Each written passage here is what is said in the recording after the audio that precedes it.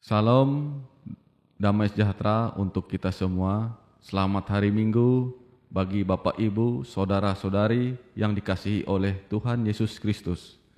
Selamat beribadah online Minggu tanggal 26 Juli 2020 bersama Majelis Jemaat GKE Galilea.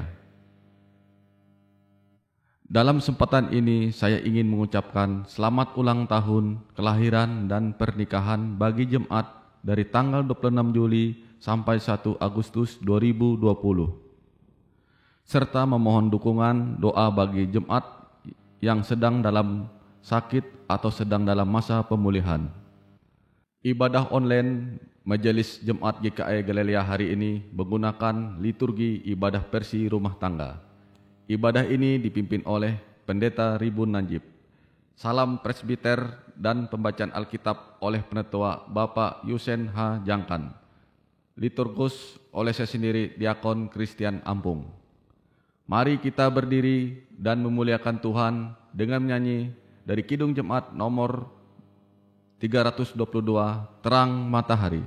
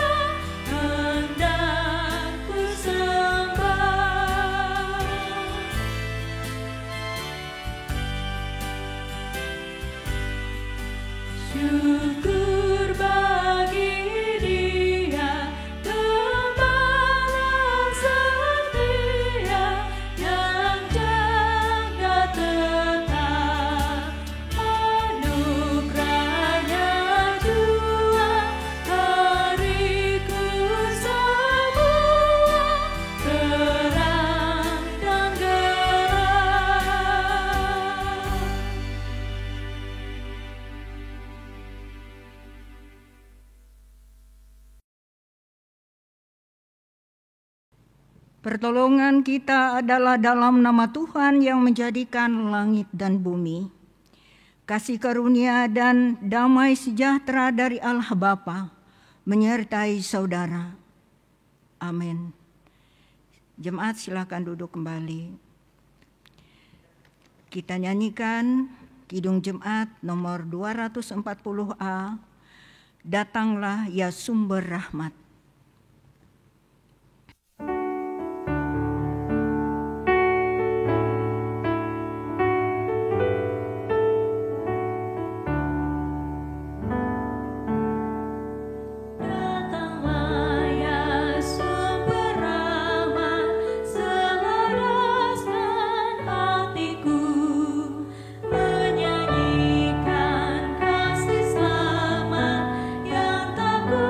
Kunjung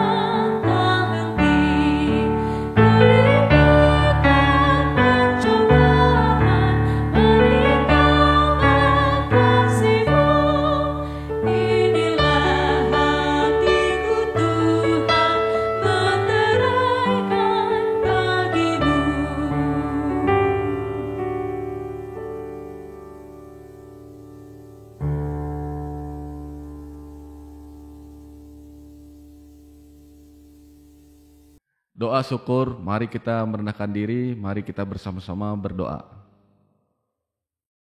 Bapa Sorgawi, kami bersyukur atas anugerah kesehatan, kekuatan, keselamatan, dan napas kehidupan yang Bapa karuniakan atas hidup kami.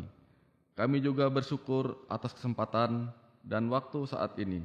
Meskipun kami masih dilanda pandemi COVID-19, kami tetap dimampukan untuk bersaksi, bersekutu, dan melayani dalam tantangan hidup baru. Kami mohon tuntunan senantiasa dalam kasih-Mu. Amin. Kembali kita memuliakan Tuhan dengan menyanyi dari Kidung Pujian Allah Peduli.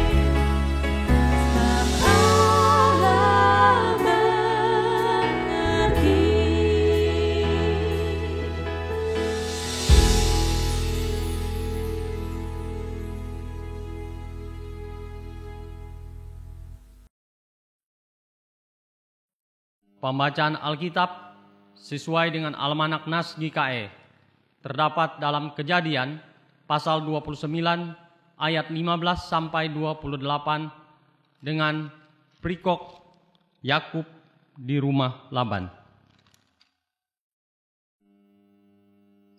Kemudian berkatalah Laban kepada Yakub, saudaraku, engkau bekerja padaku dengan cuma-cuma. Katakanlah kepadaku apa yang patut menjadi upahmu.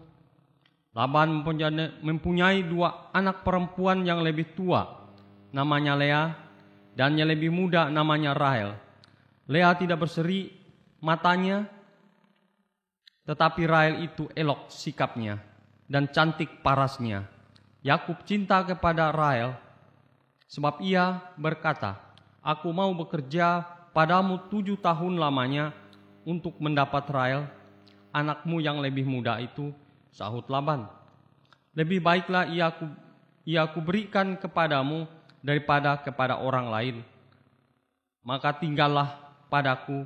Jadi bekerjalah Yakub 7 tahun lamanya untuk mendapatkan Rahel itu.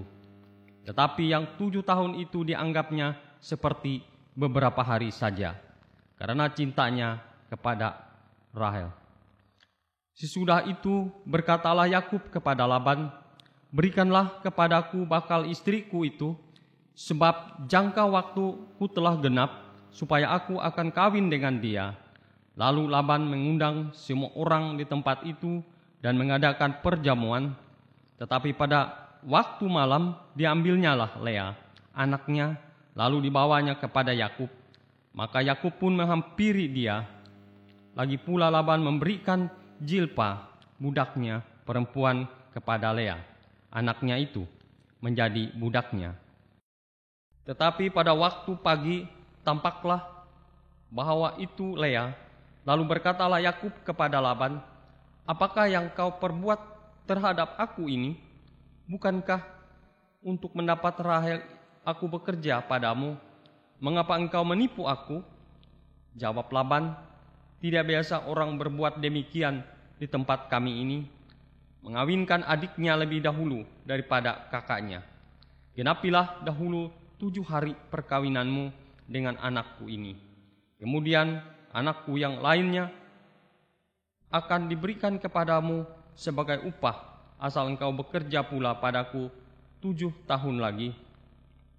Maka Yakub berbuat demikian. Ia menggenapi ke-7 hari perkawinannya dengan Lea. Kemudian Laban memberikan kepadanya Rahel, anaknya itu, menjadi istrinya. Firman-Mu itu pelita bagi kakiku dan terang bagi jalanku. Amin. Mari kita sambut pembacaan Alkitab tadi. Kita menyanyi dari NKB nomor 116, Siapa yang berpegang.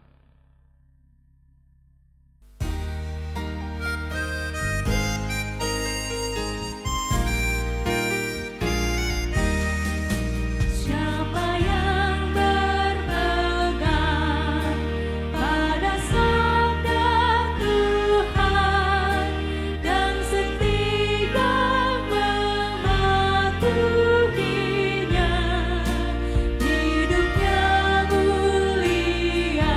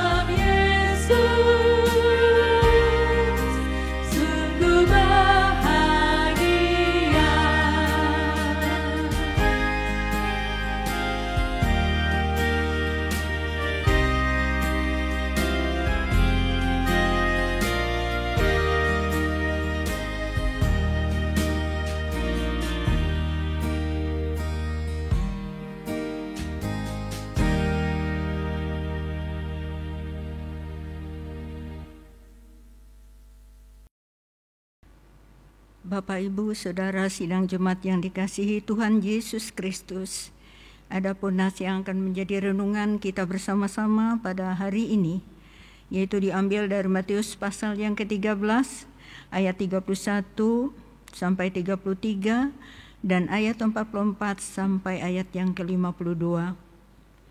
Sebelum kita membaca firman, mari kita bersama-sama berdoa. Bapa kami yang di surga, sekarang hamba-Mu ini menghadap hadirat-Mu yang kudus.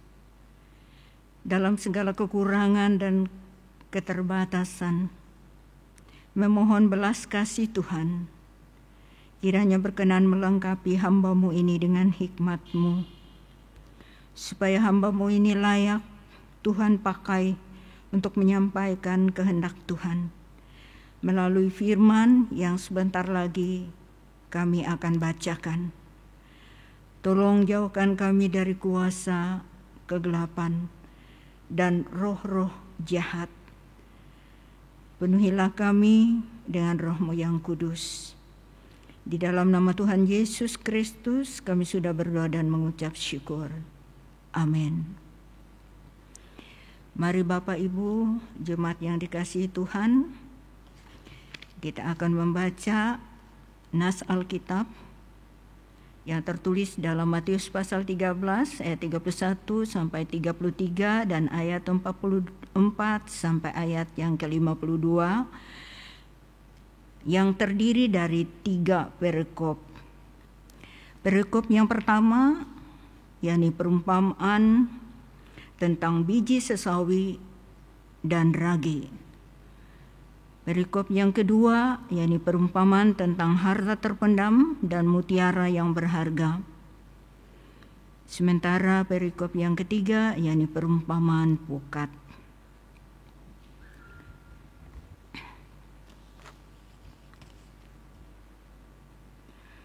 Perumpamaan tentang biji sesawi dan ragi. Yesus membentangkan suatu perumpamaan lain lagi kepada mereka, katanya, hal kerajaan surga itu seumpama biji sesawi yang diambil dan ditaburkan orang di ladangnya. Memang biji itu yang paling kecil dari segala jenis benih. Tetapi apabila sudah tumbuh, sesawi itu lebih besar daripada sayuran yang lain, bahkan menjadi pohon sehingga burung-burung di udara datang bersarang pada cabang-cabangnya. Dan ia menceritakan perumpamaan ini juga kepada mereka. Hal kerajaan surga itu seumpama ragi yang diambil seorang perempuan dan diadukkan ke dalam tepung terigu 3 sukat sampai kamir seluruhnya. Hal kerajaan surga itu seumpama harta yang terpendam di ladang, yang ditemukan orang lalu dipendamkannya lagi. Oleh sebab sukacitanya, pergilah ia menjual seluruh miliknya, lalu membeli ladang itu. Demikian pula hal kerajaan surga itu seumpama seorang pedagang yang mencari mutiara yang indah. Setelah ditemukannya mutiara yang sangat berharga, ia pun pergi menjual seluruh miliknya, lalu membeli mutiara itu. Demikian pula hal kerajaan surga itu seumpama pukat yang dilabuhkan di laut, lalu mengumpulkan berbagai-bagai jenis ikan. Setelah penuh, pukat itu pun diseret orang ke pantai. Lalu duduklah mereka dan mengumpulkan ikan yang baik ke dalam pasu, dan ikan yang tidak baik mereka buang. Demikianlah juga pada akhir zaman. Malaikat-malaikat akan datang memisahkan orang jahat dari yang benar, dari orang benar. Lalu mencampakkan orang jahat ke dalam dapur api, dan di sanalah akan terdapat ratapan dan kertakan gigi. Mengertikah kamu semuanya itu? Mereka menjawab, ya, kami mengerti. Maka berkatalah Yesus kepada mereka, "Karena itu setiap ahli Taurat yang menerima pelajaran dari hal kerajaan surga itu, seumpama tuan rumah yang mengeluarkan harta yang baru dan yang lama dari perbendaharaannya." Demikianlah pembacaan Alkitab yang kita baca pada saat ini untuk renungan kita bersama-sama.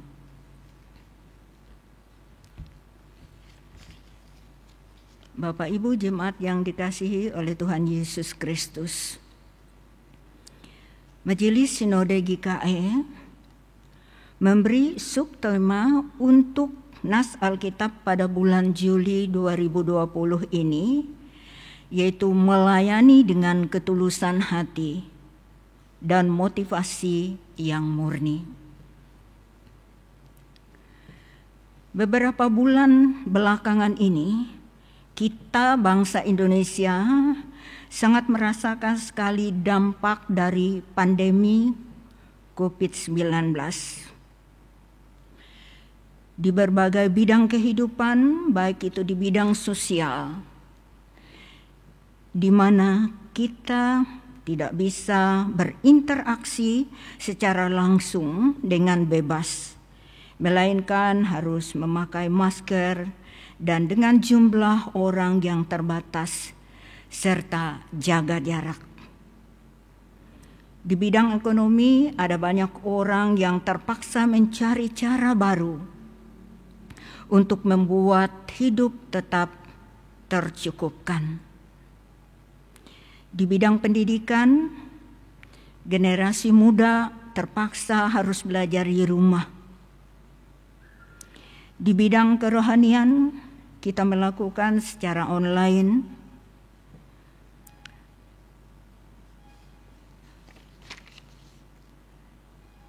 Karena kita tidak ingin iman kita mandek, dan untuk itu kita harus beribadah di rumah saja.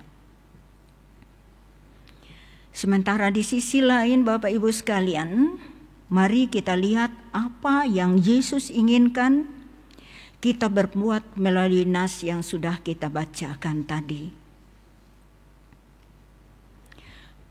Pertama yang kita dapat ambil dari ayat yang ke-31 sampai ayat yang ke-33 adalah di mana nas itu berbicara tentang hidup yang berpengaruh terhadap hidup orang lain.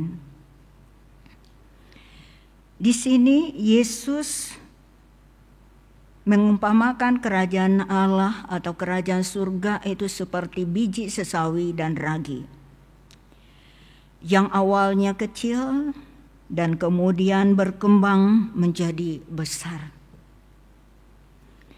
Bapak, Ibu, Saudara jemaat yang dikasihi Tuhan, biasanya kejadian kecil memang kurang menarik perhatian kita. Biasanya orang yang berperan dalam kejadian-kejadian kecil itu mungkin berkata, apa yang saya perbuat itu kecil saja. Nah, itulah yang sering kita dengar Bapak Ibu. Orang-orang Kristen mungkin ada banyak yang mengenal atau mengetahui cerita mengenai hidup seorang ibu yang bertubuh kecil yang sering dikenal dengan panggilan sehari-harinya adalah Bunda Teresa. Melalui ibu ini kita dapat melihat bahwa hal-hal yang kecil yang dilakukannya itu sungguh sangat bermanfaat bagi orang lain. Dan hari demi hari berkembang. Beliau bukanlah warga negara India, tetapi yang mengabdikan diri untuk melayani orang-orang miskin yang terdapat di India. Dan waktunya sungguh lama Bapak Ibu sekalian, yakni selama kurang lebih 45 tahun. Ia melayani orang-orang yang barangkali tersisih dan terlupakan karena kemiskinan. Sehingga beliau berkata, saya adalah sebuah pensil kecil di tangan Tuhan yang dipakai Tuhan untuk mengirim surat cinta kepada dunia. Di sini ia menggambarkan bahwa pelayanannya merupakan surat cinta yang dapat dibaca dan dirasakan oleh orang-orang lain. yakni pelayanannya yang berbentuk pemberian beras, pemberian obat-obatan, pemberian pakaian, dan juga penghiburan bagi mereka yang barangkali tersisih dan terlupakan pada saat itu. Pada waktu beliau masih hidup, mungkin beliau belum melihat buah dari pelayanannya.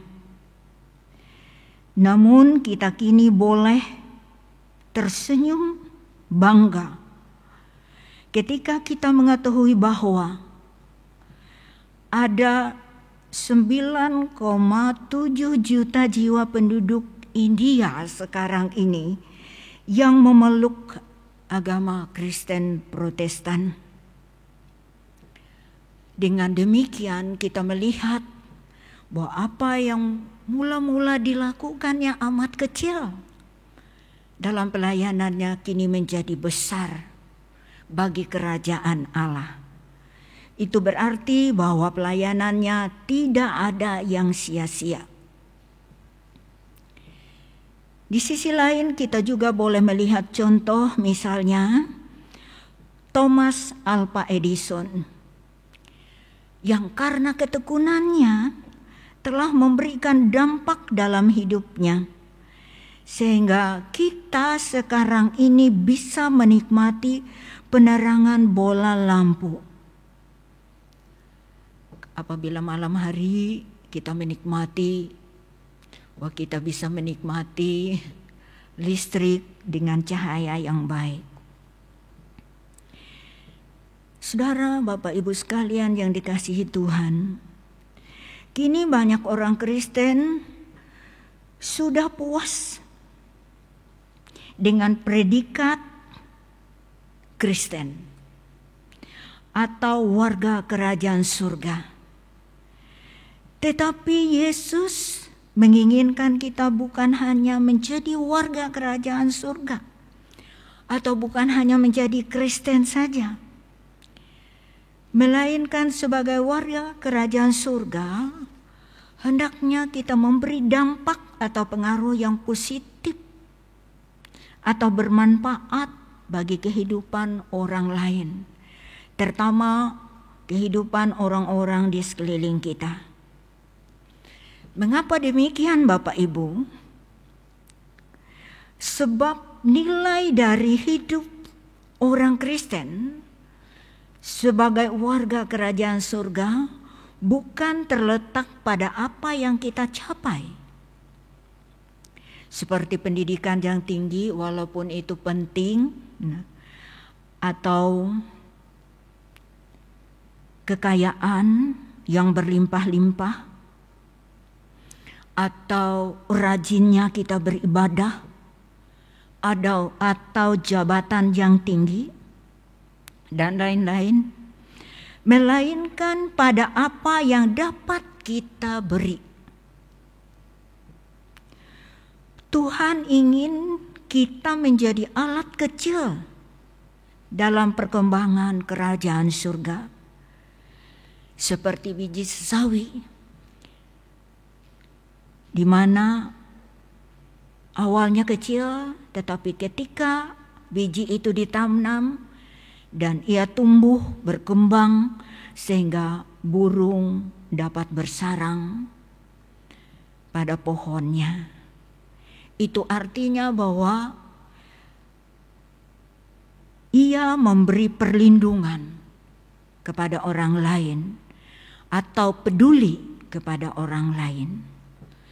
Dan juga seperti biji ragi dalam arti positif, karena biasanya ragi itu diartikan dalam arti negatif, yaitu kejahatan. Tetapi di sini kita mengartikannya secara positif, yaitu yang membuat adonan menjadi besar sehingga dapat memuaskan banyak orang. Seperti itulah hidup orang-orang Kristen yang diinginkan oleh Tuhan. Sedangkan dalam ayat 44 sampai 46 di sini berkata tentang tidak ada sesuatu yang berharga yang bisa didapat dengan cuma-cuma atau dengan mudah. Perumpamaan tentang harta yang terpendam dan mutiara yang indah mengajarkan kita mengenai sebuah pengorbanan yang akan dilakukan seseorang demi mendapatkan sesuatu yang paling berharga dan paling bernilai di dalam hidupnya, di mana untuk mendapatkan harta yang terpendam itu orang harus menjual apa yang dimilikinya. Untuk mendapatkan mutiara yang indah, seseorang harus menjual segala miliknya. Itu berarti siap mengorbankan segala sesuatu yang menjadi miliknya. Sementara bagi orang Kristen, yang paling berharga dan paling bernilai tinggi dalam hidupnya adalah keselamatan. Dan keselamatan itu hanya kita temui di dalam Yesus Kristus yang telah mengorbankan dirinya di kayu salib dan mati untuk keselamatan umat manusia. Sehingga kita boleh menjadi anggota dari kerajaan surga atau kerajaan Allah. Inilah sukacita kita yang besar, Bapak Ibu sidang jemaat sekalian, ketika kita beroleh keselamatan. Lebih-lebih bagi mereka yang baru menemukan Yesus Kristus dalam hidupnya dan mempercayai hidupnya bahwa mereka juga beroleh keselamatan, maka sukacita itu akan lebih besar. Bapak Ibu jemaat yang dikasihi oleh Tuhan Yesus Kristus, sebagai orang yang telah menerima bagian dalam keselamatan, kita tidak boleh berhenti hanya sampai pada tahap diselamatkan. Tetapi bagaimana kita mempertahankannya, yakni dengan mengorban atau melepaskan keakuan kita,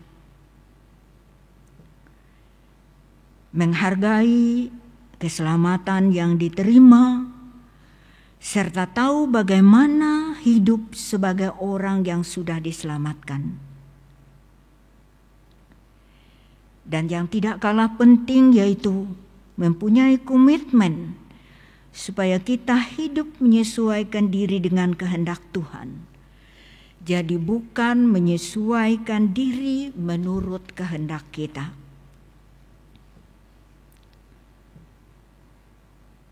Dan dari ayat yang ke-47 hingga ayat yang ke-52,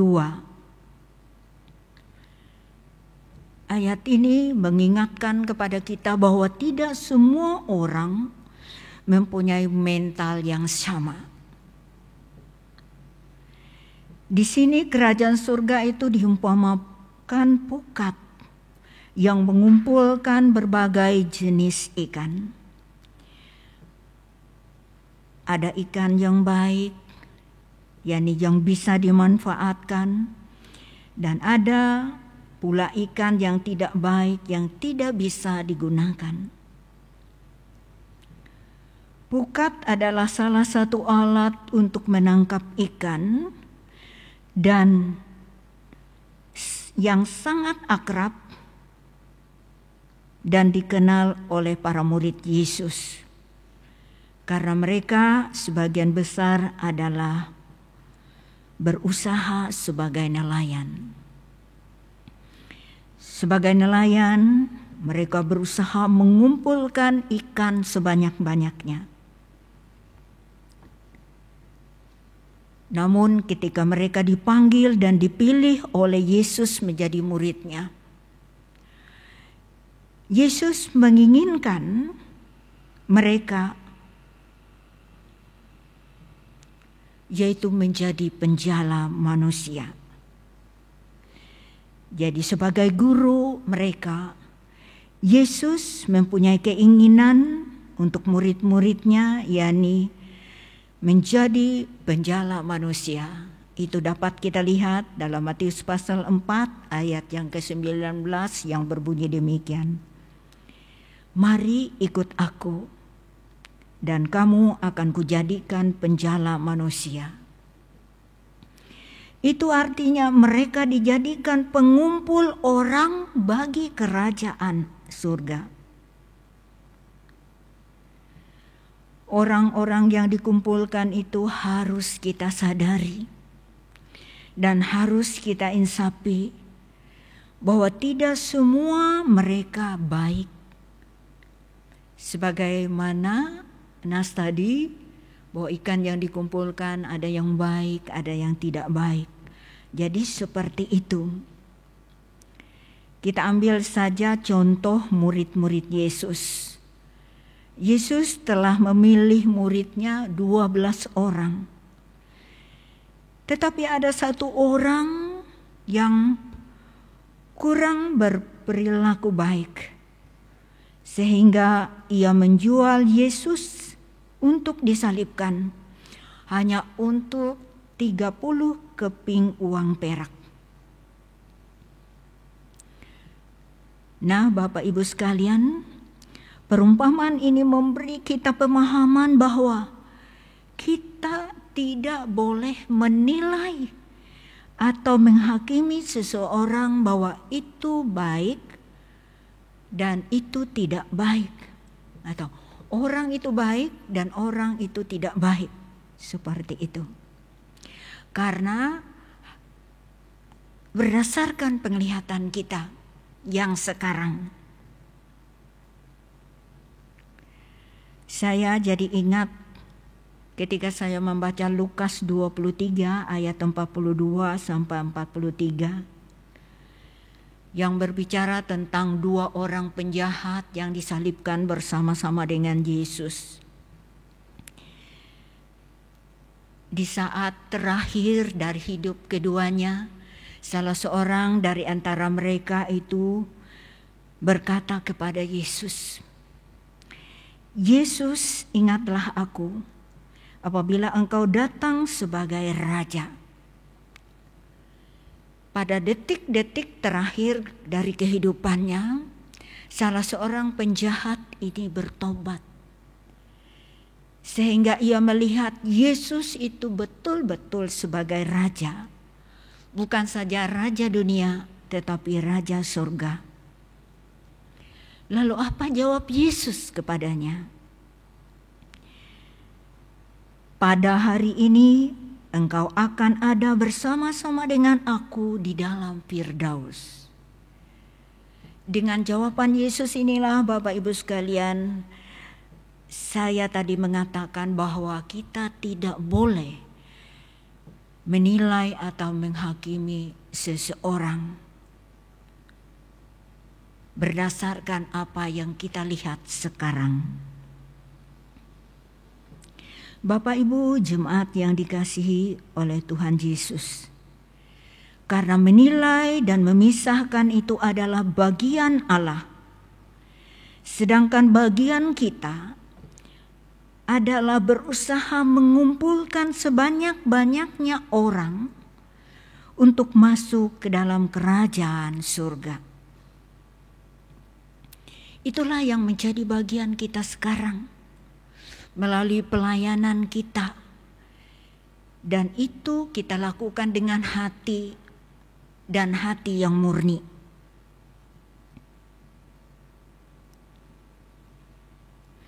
menyadari akan kekurangan dan kelebihan diri kita, juga akan kekurangan dan kelebihan sesama kita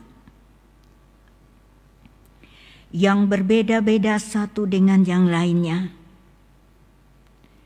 sehingga kita tahu bagaimana memperlakukan satu dengan yang lainnya dalam banyak perbedaan itu tadi.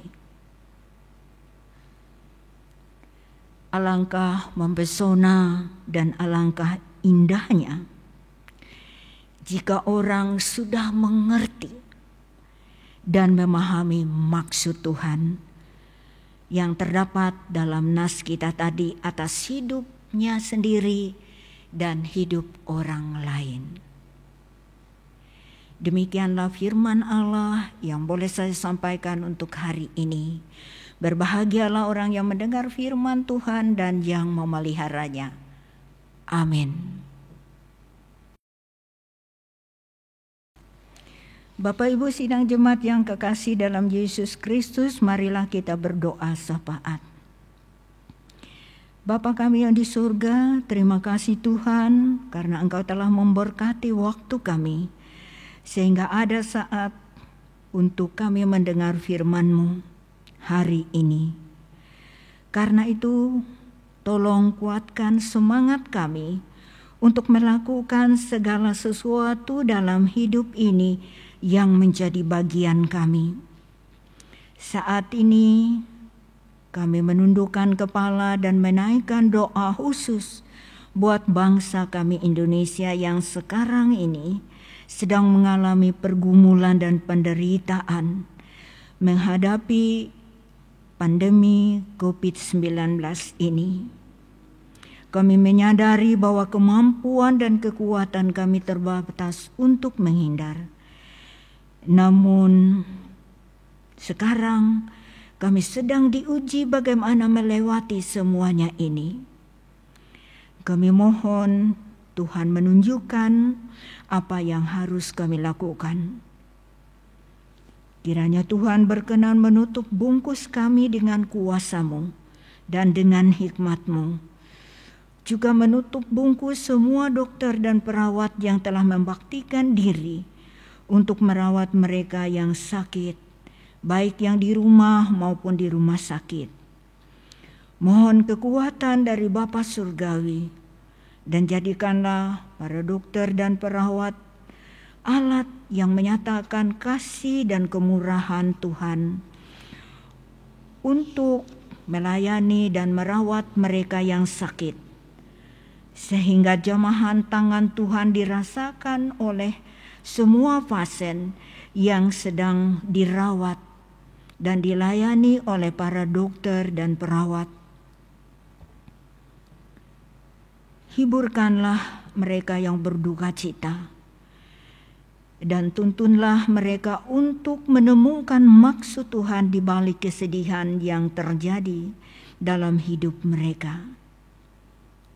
Bantulah anak-anak kecil, balita, remaja, pemuda, orang dewasa, orang tua, dan lansia untuk dapat menjalani hidup dalam kenormalan baru ini, agar kami menemukan cara yang baik dan benar dalam menghadapi COVID-19 ini.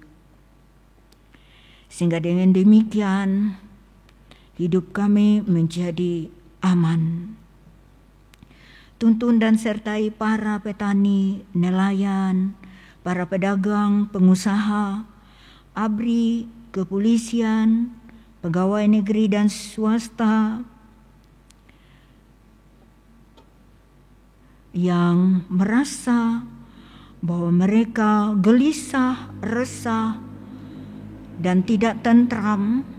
Oleh karena itu, buatlah mereka tentram, buatlah mereka senantiasa berserah diri kepada Tuhan dan memohon segala sesuatu yang penting untuk kehidupan mereka dan mereka dapat berlaku dengan baik dalam hidup mereka.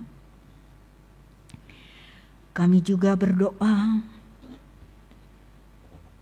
supaya mereka yang berulang tahun kelahiran dan berulang tahun pernikahan, tambahkanlah kepada mereka sukacita, supaya sukacita inilah yang membangun mereka untuk senantiasa dapat menjalani hidup ini dengan tenang dan percaya bahwa Tuhan selalu bersama-sama dengan mereka.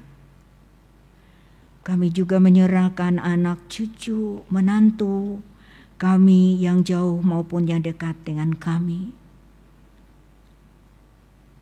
Jagalah keluar masuk mereka dan tuntunlah mereka kepada kehendak Tuhan dan rancangan yang sudah Tuhan sediakan bagi mereka. Kami mau sempurnakan doa kami ini Bapa dengan doa yang Engkau ajarkan. Bapa kami yang di sorga, dikuduskanlah namamu, datanglah kerajaan-Mu, jadilah kehendak-Mu di bumi seperti di sorga.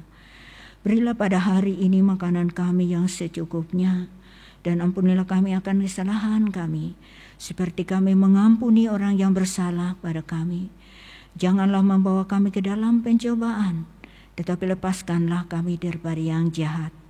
Karena Engkaulah yang mempunyai kerajaan, kuasa dan kemuliaan sampai selama-lamanya. Amin.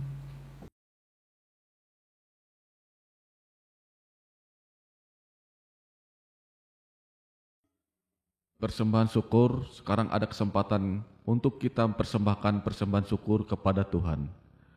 Persembahan ini selain dikumpulkan via transfer rekening Bank Pembangunan Kalteng atas nama BPH Majelis Jemaat GKI Galilea, juga dapat dikumpulkan di kantor sekretariat BPH Majelis Jemaat GKI Galilea hari Selasa sampai dengan hari Sabtu pada jam kerja, yaitu pukul 8 WIB sampai dengan 12 WIB.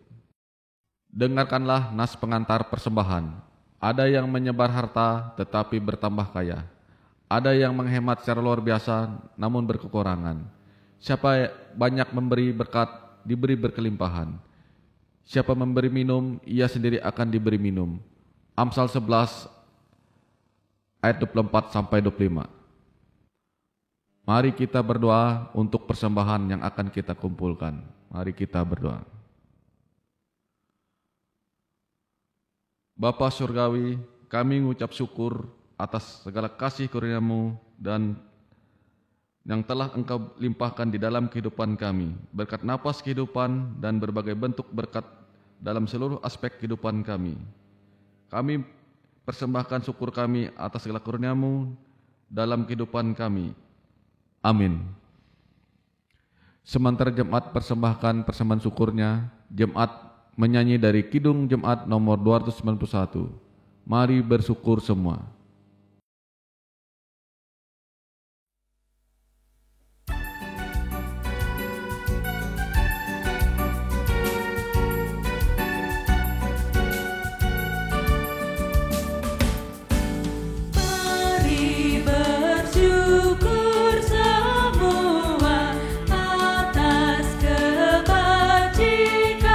Tuhan, kasih perjanjian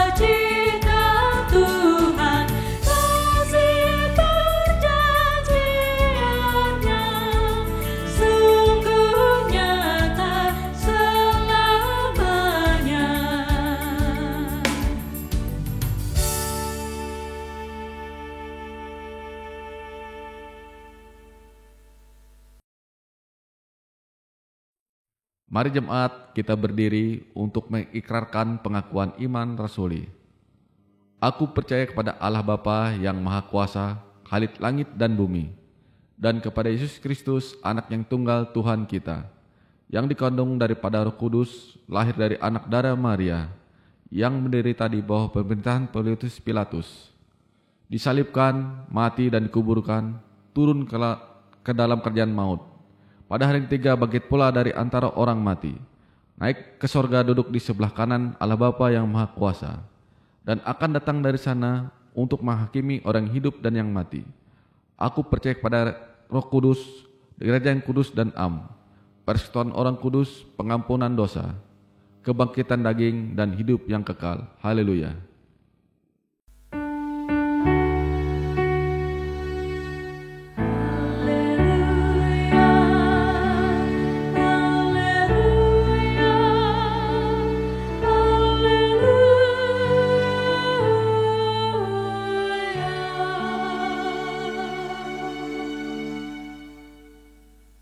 Jemaat sekalian, mari kita bersama-sama untuk menerima berkat Tuhan.